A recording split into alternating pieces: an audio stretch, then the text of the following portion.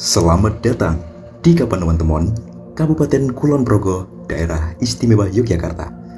Keberadaan Bandara YIA di sana menjadikan Kapanewon Temon sebagai kawasan yang memiliki banyak potensi untuk dikembangkan sebagai kota metropolis. Bukan hanya tempat singgah, namun juga menjadi destinasi. Wilayah Temon juga dilewati oleh Jalan Nasional 3 yang menghubungkan Purworejo dengan Yogyakarta, yang juga turut menjadi katalisator perkembangan wilayah Kapanewon Temon, khususnya kawasan perancangan seluas 67,4 hektar di dalamnya, yang mencakup sebagian Kelurahan Kepanrejo dan Kelurahan Temon Kulon. Namun, hingga kini keberadaan bandara belum menunjukkan dampak yang nyata bagi masyarakat, khususnya dalam hal peningkatan kesejahteraan dan kesempatan kerja yang merata.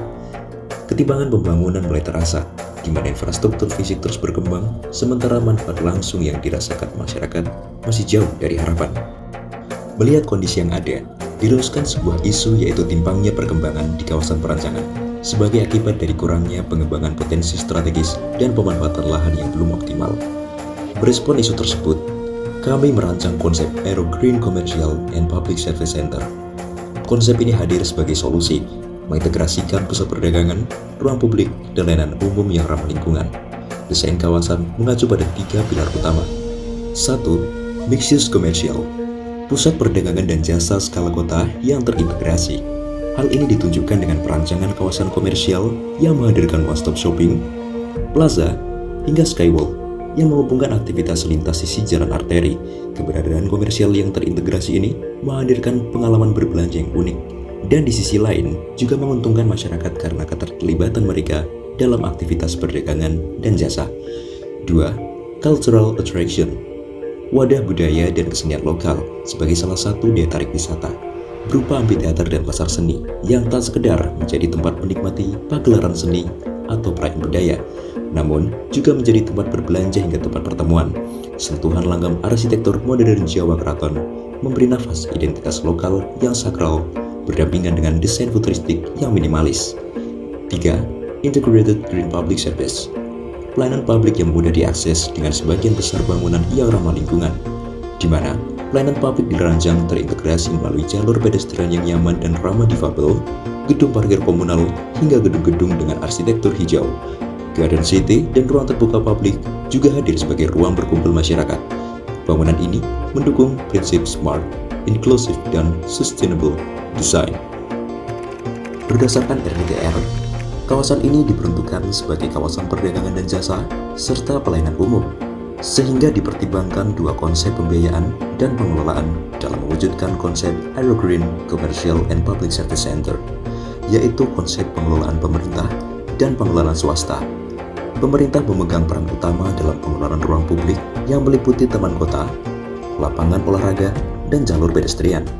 Sementara itu, kawasan komersial meliputi hotel, convention hall, plaza, serta kawasan hunian dikelola oleh pihak swasta, baik dari pembangunan hingga pemeliharaan.